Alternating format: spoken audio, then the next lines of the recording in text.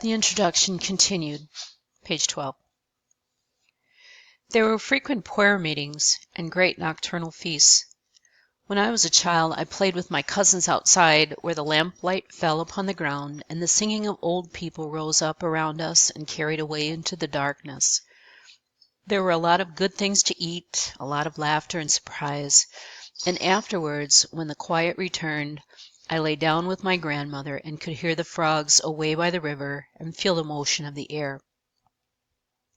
Now there is a funeral silence in the rooms, the endless wake of some final word. The walls have closed in upon my grandmother's house. When I returned to it in mourning, I saw for the first time in my life how small it was. It was late at night, and there was a white moon nearly full.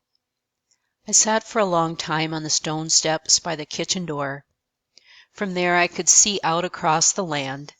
I could see the long row of trees by the creek, the low light upon the rolling plains, and the stars of the Big Dipper.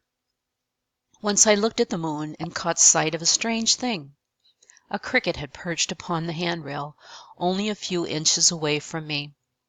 My line of vision was such that the creature filled the moon like a fossil.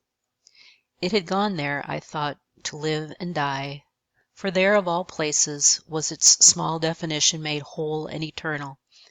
A warm wind rose up and purled like the longing within me.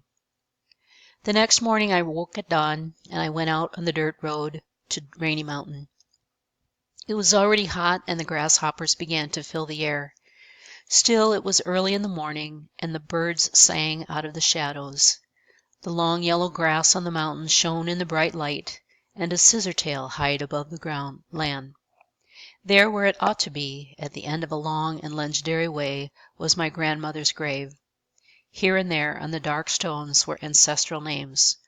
Looking back once, I saw the mountain and came away.